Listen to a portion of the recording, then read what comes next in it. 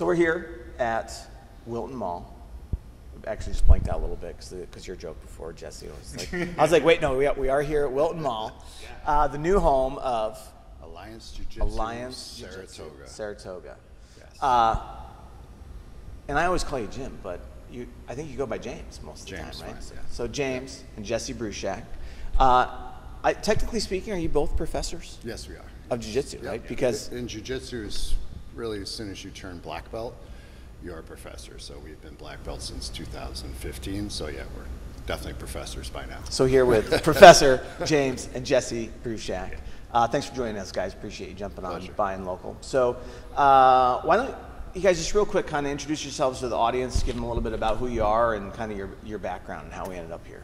Sure, maybe turn over to my brother first, Yeah. because he started our jiu-jitsu journey in Buffalo, New York, so maybe introduce himself a little bit first. Yeah, I mean, real quickly, it began when we were kids. We trained with our father, doing martial arts, and then led us to finding jiu-jitsu. I was a wrestler and thought I'd use my wrestling. I'd used it really effectively in all kinds of situations, self-defense situations even, and bouncing in town here in Saratoga. And I decided to shoot in on a guy who had a little bit of jiu-jitsu and got guillotined over and over again, and knew I had to learn more. And that's what began the journey for me. You were obsessed it was at that point. around 99 or 2000. Yeah. Now, was that just in a fun situation, or did you shoot in on something? It's actually at one of my father's schools. It had moved over to Stillwater, Penchock Karate, and a guy named Joe Yershak, a good friend of ours, is also a black belt in Penchock. And at the time, I think he may not have even been a blue belt yet in jiu-jitsu. He was still a white belt. And I just thought, he's much smaller than me. I'm going to shoot in like I've done before, and just went right into that guillotine. And knew I had something to learn, a lot to learn, and still have a lot to learn. Yeah. And you guys are second degree, third? Yeah, second degree, knocking on the door of third degree, hopefully. Yeah. And how does that work actually from a degree standpoint once you hit your black belt? It's time in the game. It's time. At that time. Yeah. It's like 3 years between stripes up until third degree, then it goes up in years. So we've been black belts for 9 years, so we're within the realm of possibly getting our third degrees very soon. And you guys are black belts in multi-disciplines though, right? Like not just jiu-jitsu, like because the Kyokushin? Yeah, a 5th degree black belt in Kyokushin Karate. That's really where I got my start in Kokurakan, which was an offshoot of Kyokushin. And then eventually had our own Kyokushin branch, still do. So we still run Kyokushin Karate, Judo, Muay Thai, and we still will hold some Jiu-Jitsu out at Indakina at Saratoga Academy Elite Martial Arts. What happened is our Jiu-Jitsu has just grown so fast, especially post-COVID, that we started to run out of room. And so we began to look around town for places to move, and a couple people would say the mall, we don't want to be in the mall, When we came and looked here, space is fantastic. It's amazing. Staff has been fantastic. The pricing was incredible. So there's a real short story. Here we are. So we'll be opening classes here very shortly. Yeah. So to back up a little bit, so you've been doing jiu-jitsu and other martial arts at Indakina and Greenfield Center for how long? We started formally doing programs back there in about 2010. I mean, we had always done some like specialty type programs, but as far as holding classes, 2010, 2011, we added jiu-jitsu in 2011 after my brother sold his school in Buffalo and moved back here. We ended up going underneath the Alliance banner thanks to my brother and his connection through his old school, and that's when jiu-jitsu started at Indakina. And we started our jiu-jitsu school as purple belts, which back then wasn't that uncommon. There was only a few black belts in the area then. So we started as purple belts, and it was pretty, it was a challenge, but we had a very good curriculum with Alliance. We had their support, and we worked really hard. I mean, if anything, it pushed us harder. So our first round of white belts that went into a Naga, most of them got gold medals. We started to compete regularly, including an IBJJF, and got golds quite a bit, some top world rankings all the way up through brown belt. So it really motivated us. And then by the time we got our black belts in 2015, we felt like we really earned it, including spending a lot of time at the Marcelo Garcia School in New York City, which is one of the inspirations for here. That's one of the top Alliance schools in the country. And kind of the look we have here, the clean look, streamlined, that was really inspired not just by Marcelo's school, but all of the top Alliance schools in the world. Inspirations to that. I think, just to say too, because there's going to be people I'm sure listening or watching that are either thinking about jiu-jitsu or maybe they've tried it in different places. And I know that one of my, I don't want to say favorite, if that's the right thing to say, but like I really have enjoyed the fact that there's such a structured curriculum with Alliance that, to my knowledge, isn't really found in a lot of schools. I'm not saying it's relegated only to Alliance, but a lot of schools out there. It's really part of the jiu-jitsu schools becoming more professional across the board. If you're going to have a big association with lots of schools, there needs to be standards. And being the 14-time defending world champions, doubling the second place team, Alliance is under a lot of pressure to produce. So we have a standardized curriculum used by all the schools, which is top notch. And we can add our own knowledge on top of that. But having that baseline curriculum, you can go anywhere in the world and go into an Alliance school and you'll be familiar with their curriculum. But then on top of that, the instructor will put their own flair within their own classes and techniques that are more connected to who they are and how they play. Because jiu-jitsu in the end is a unique activity. You adapt it to your body, your athleticism, your age, all right? But the curriculum is meant to play to all of those scenarios. And then you can add your own skills on top of that. So it's been a great, we truly tested it in our first early tournaments. We didn't know. We had faith in the curriculum, faith in it, the idea, the fundamentals, the intermediates, and it played out very well. Yeah. And It seems like, I don't want to say that you guys are always on top of the scoreboard, but I feel like more often than not, as I'm looking at standings and results from people coming back from those tournaments, it always seems like you guys are scoring pretty well. Kids program. Yeah, our kids program seems to just smoke it. Skyrocketed. Yeah. Since COVID. That's grown the fastest. Our grown-up program is still ahead numbers-wise, but boy, our kids are catching up quick. And our kids team, when we got back into competitions, they led. In fact, the grown-ups started to aspire to be as good as our kids team. And we're definitely one of the teams to beat. There's quite a few good teams in the area, but we usually make it into the finals for the majority of our guys and often come out on top. And it's good that we have other schools that are competitive in the area as well. Yeah, and there is, to your point, I mean, we had Joe from Atlas on the podcast not too long ago. Obviously, we know Secor and those guys. They run, a lot of great jiu-jitsu, which obviously makes everybody better, right? It brings the level up, and some focus more on gi, some focus more on no gi.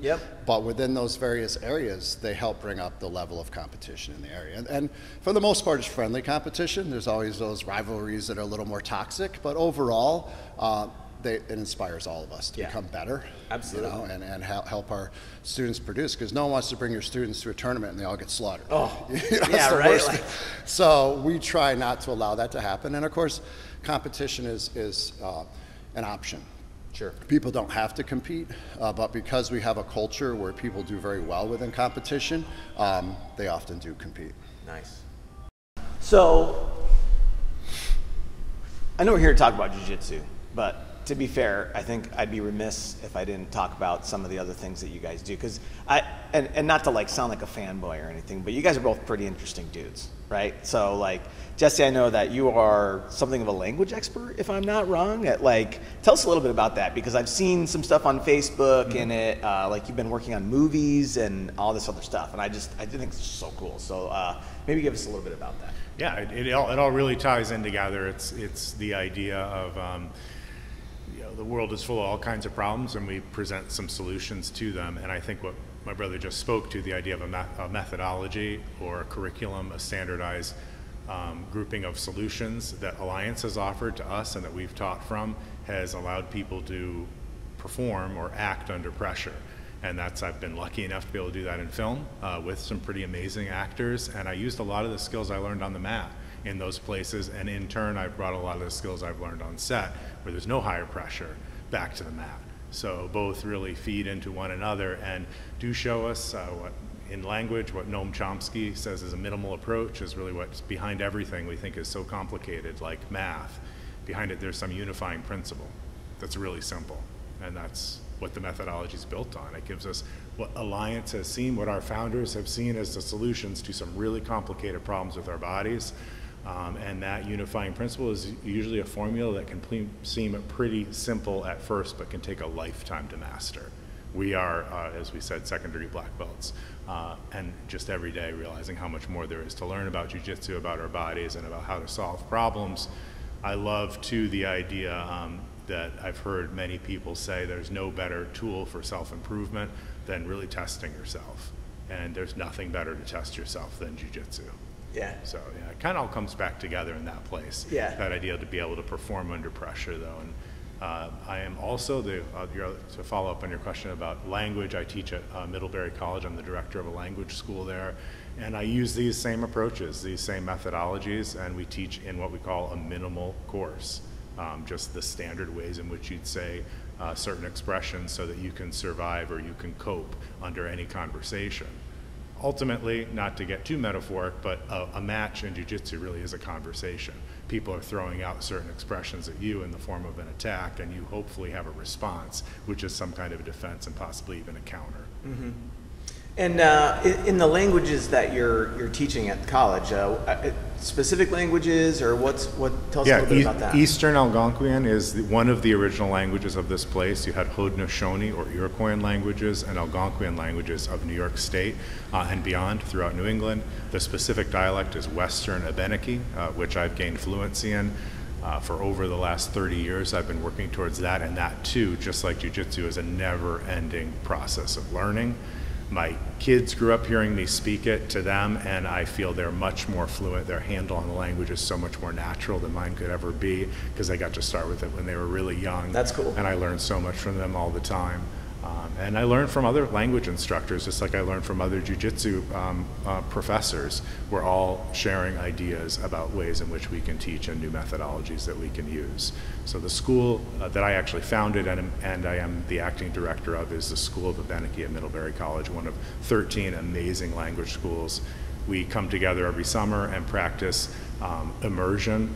So we come together and we take a pledge to speak only our target language for the time that we're together, which offers quite a number of challenges. I bet it does. Yeah. I bet it does. Yeah. It's and now, did you go in that direction because of your father? Obviously, if anybody knows you guys, they know your dad, who's just an amazing individual as well, and the books he's written and the things that he's done over his lifetime. Was that a heavy influence? I mean, tremendous. Right? Yeah, I was able to hear the language, as was Jim, when we were really young. Probably when I was a toddler, I was first hearing it, and I really wondered what, I guess it planted a seed, wanting to know what people were saying. So when I got the opportunity to spend time with really the last generation of first language speakers, I took that chance. And I spent most of my college years for about a decade getting basic level fluency, totally inspired by our father. We also were inspired by and bring martial arts back in to some of the outdoor skills, which I could let Jim speak more to, which is what Indakina is founded on. But in that early training, there was also a lot of martial arts that was happening when we would come together. We'd travel out to New Mexico and come together in different iterations there, up at Anchayota, New York as well. And I always remember doing some grappling and learning some different techniques there as we came together. Body, mind, spirit. That's what we see at Indakina. All those things are really important to keep us fully whole and healthy. Arts of life. Yeah. So one of the people that inspired my brother and I early on, of course, besides our father, was a guy named John Stokes, who founded the Tracking Project in New Mexico.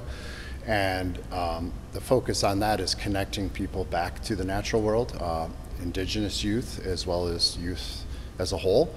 And there are different aspects within that program that we focus on, which we call the arts of life. And that can include survival skills, like the ones we teach at Indakina, which is a whole nother curriculum. Yeah. How to go into the woods and learn how to survive, how to make fire, shelter, find water, and Which food. I've done a couple of those, and they were a lot of fun. And you did survive. So I did, I made it, yeah. A testament to that curriculum. And also includes storytelling, which of course we're both storytellers as our father, as is our father. And dance, music, martial arts. Martial arts is one of the arts of life. All cultures had some form of martial arts originally. So at Indakina, we implement all of those arts of life. So even though the martial arts is a separate program, it's connected. Yeah. And we've just, fortunately, outgrown the space to just run programs there. Yeah. So of course now we're bringing the majority of the jiu-jitsu, but not all of it, here to Wilton Mall. But people will still have the opportunity to train in the other arts over there and can do dual memberships here. I mean, basically you already are pretty much a dual member in most cases, especially with the jiu-jitsu. Yeah, so. I'm really excited about the additional class times, and I'm going to circle back to that. But I got one more question that's not jiu-jitsu related. I know, again, you guys are really interesting guys. And I just think it's a really cool part of the story. And kind of like you said, like it's all connected, right? So Absolutely. The things that you're doing off the mats and outside the school, you bring it back to your students as well. The outdoor stuff, right? Like, you know, I've seen some pictures of you like in Africa doing different things. It was a younger gym, obviously. Yeah, a little bit younger, 20s. Yeah, right. Not that much younger. Not that much younger, right. Just a few years ago. So, what is that all about? Like, what is that background for you? Well, that was also, it was connected to my dad's travels and being hired to, you know, interview people and be part of different book and film projects. So I tagged along, and of course, having already had the inspiration of John Stokes and an idea of indigenous knowledge, you know, that all people really share if they go back far enough in their ancestry. So to have the opportunity to travel, my brother did the same in Mexico into the Yucatan, where we went and stayed with and studied indigenous cultures of the area, such as the Dogon people in Mali, West Africa, who lived on the edge of Sahara. That's who I got to spend time with.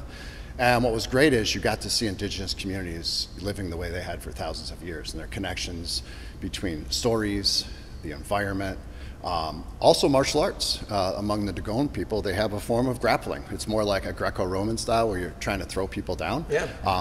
But there's martial arts in there. So the travel also inspired us to want to learn even more about our own cultures here in the Northeast. We are members of the Mohegan Abenaki tribe, one of the 4 state-recognized Abenaki tribes in the United States.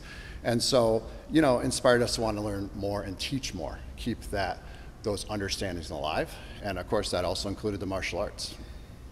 That's awesome. All right, we'll bring it back to jiu-jitsu and change for the school. But thank you for sharing that stuff. Again, I think it's fascinating. I think, you know, every time I'm out in the dock and I'm looking at the walls and the stuff that's on the walls and the articles and different things that you guys do, and it's just really cool. We have a lot to thank. Excuse me, our father was really, as you said, an inspiration in so many ways for where we have come. And I think his ability as an orator, his ability as a speaker, as a storyteller, really transitions beautifully into the idea of coaching or into the idea of inspiring and teaching. And we're telling stories all the time. I think what a good narrative is so important. It's foundationally fundamental for anything that you want to express to somebody in teaching, for engagement. And it's something that my brother does really well. We're always talking and trying to inspire. Mentality is everything in jiu-jitsu and in life. And I think that ability is something, I know that ability is something we learned directly from our father. He learned from both our family and other indigenous ancestors that he spent so much time with indigenous people around really the world. That we can all learn from. As people, we can learn from that power. And I will joke and say that I know Danny here is real popular now as a jiu-jitsu instructor, and he's always telling stories, which I love to see. It reminds us kind of our own style. Yeah. We like to share a lot of that, to give something that's really powerful, which is that narrative to people, as well as the ability to, of course, be in great shape and defend ourselves, which jiu-jitsu also offers. Exactly. And life is a story. You know, we're creating different pages of that story every day. And our father also gave us the model of kind of the warrior poet. You know, my dad was a poet, is a poet. Yeah, he's written how many books? Quite a few books and books of poetry. Yeah. And also was a heavyweight wrestler at Cornell University when he was there. Really? So he kind of epitomized that a little bit, a lot to us. And so, you know, we have all taken on our academic endeavors, but of course also taken on the physical, whether it be, you know, our years playing college football to getting back into the martial arts. It's all connected. Once again, coming back to that idea of the arts of life, you know. And Dad was definitely an inspiration, and still is. And he's still on the mat at 81 years old. Listen. Black belt as well. That man, I like your dad a lot, except in warm-ups. Because his abs, he's got the strongest core I've ever seen. He's like superhuman. He'll do like core exercises, and I'm over there dying. I'm like, all right, Mr. Bruchac, come on, man. So shout out to your dad and his very strong abs. So obviously Nadakana has been going very well, and you've got amazing instructors, right? Like Don, I can't say enough good things about Don, and his coaching and teaching ability is amazing, right? Like And it's funny because I remember Don when he just got his blue belt, and he was just a different human altogether, right? And we raised all these little ones. He's been with us, as many people at Indoctrinate. We have our martial arts kind of classes of martial arts students who've come through, and some of those become instructors. And it's the same process with our outdoor education program. Yeah. We have all these generations of kids. System. Some of them stay around and become really, really important instructors in the outdoor education field as well as in the language field. Yeah, he's amazing. We have, and from Dan's amazing. 2 guys that started as purple belts running the school. Now we have half a dozen black belts. Yeah. So more actually. So, and phenomenal brown belts, phenomenal purple belts. So we have an incredible instructor corps, including Don, Costa, others who do an awesome job. Scott will be here teaching. Scott's amazing. Scott Holsworth. And more. That's what I mean. I don't think that you have a single person that I wouldn't, in all honesty, say is an amazing instructor. They all have their own personality. They do, and their different ways of teaching, and I really enjoy Scott's really sneaky smoothness. That it's like he's moving slow, but you can't stop him. Or Don's attention to detail on some of the things and the way that he's able to break it down, and of course Dan and his humor and storytelling, and Jason. Just everybody's great. Jason Mitchell, amazing. phenomenal black belt as well, and he and Don both got their black belts last year together, which is really, really cool. We have an amazing corps of instructors, and we couldn't make this move without that. There's been a lot of planning that's gone behind this, how to make this work and be able to have enough instructors, and we're very confident that we do. And they bring to the table their own knowledge, not just the Alliance curriculum, which we all share, but their own personal knowledge, whether they were a former All-American wrestler, whatever their background may be. We have the curriculum as our core, but then they add in their own knowledge and personality on top of that. Dan and Don have also been phenomenal working with our kids. Of course, Don right now is still in Thailand. He's also our Muay Thai instructor. He'll be coming back shortly. So he runs our Muay Thai program at Indoctrinate and is also a black belt in Jiu Jitsu. And of course, Dan Ladd, former wrestler, brown belt, within a year or so, hopefully his black belt as well. And he's phenomenal with the kids too. He helps run a youth wrestling program as well as running our no-gi program for kids. And once again, our kids program has grown incredibly, and as well as our grown-ups, but it's all because of the instructors and the curriculum. Yeah, it's funny you say wrestling. My daughter yesterday, she's coming back in October. Her knee, she blew her kneecap, but not in class. Not in class. No, amazing, right? We did jiu-jitsu that day. Everything is fine. She goes to a birthday party, does a handstand, comes out of the handstand and puts her foot down, and her knee just pops. We had a similar story. One of our guys tested for his blue belt, went down to Connecticut to visit some friends, played basketball, fell and broke his wrist. So stay in jiu-jitsu. It's much safer. Oh my God, I know, right? Don't look at those other sports. And he's nasty too. Yeah. He is so fast. But she was just saying yesterday that she's considering wrestling. I was like, well, wrestling's gonna make you really good at jiu-jitsu, and jiu-jitsu is gonna make you really good at wrestling. So they complement each other. Yeah, both you can build on. One of the founders, Master Jacques, is also a wonderful storyteller and told us a story at one point. I think maybe we went down for our black belts even, that with the Alliance curriculum, everybody has the same foundation of techniques we can turn to, and that's what it offers us all. It offers us that fingerprint that we all share as part of Alliance. But on top of that, and what you see, and also what came before that, the wrestling or the judo, the background, the karate, all these other styles are what we always see. We always see the lattice work on top. We see the fancy moves, the finishing moves, the signature moves of different athletes, which we're just talking about. Those are the things that end up shining and becoming their individual styles, and Alliance offers that room, and it encourages that room. It just also gives us all of those answers to really complicated problems we desperately need, so we have them when we're outside of our specialty. We're able to survive as well. Yeah, within that story, I remember Jesse was saying that Master Jacques talked about, you see this beautiful house, all this lattice work, and it's so pretty, but if it doesn't have a solid foundation, it'll eventually fall into the earth. And so the fundamentals, the intermediates, they are our foundation. And without them, the fanciest lattice work, sooner or later, it's going to collapse. So you build all of that on top of a solid foundation. It's very hard to beat. Yeah.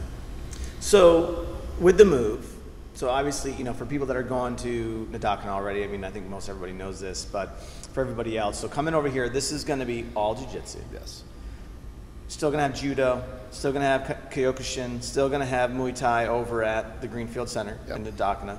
But also some other cool stuff. So you're going to have a ladies-only program, I think? Yes, we're offering a ladies-only program here. Kristen Leclerc, who's a Master World Champion, she is going to be heading that program up, and that'll be on Tuesday, Thursday nights at 6:30 right here. Only women in that class. Yeah. Teaching, practicing the techniques, training with each other. The popularity among women in grappling, whether it be jiu-jitsu or wrestling, it's really, really growing. You have those times, of course, it's still somewhat of a male-dominated activity.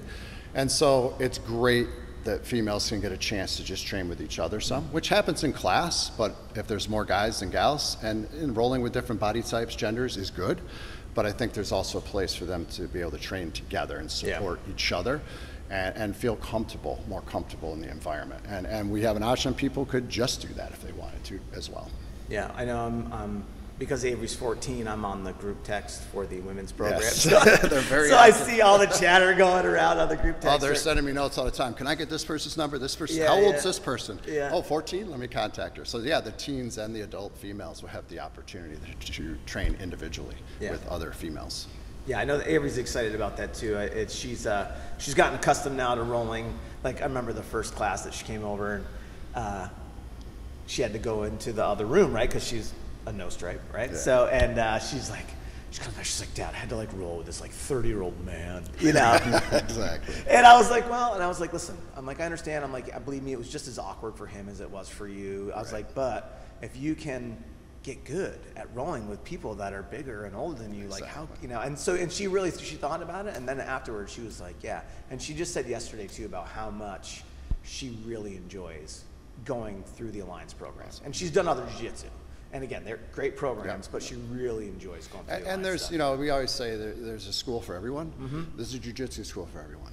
All right, Yeah. Not Alliance. We might not be for everybody. Okay, but we have a very structured curriculum. We have a world-proven curriculum.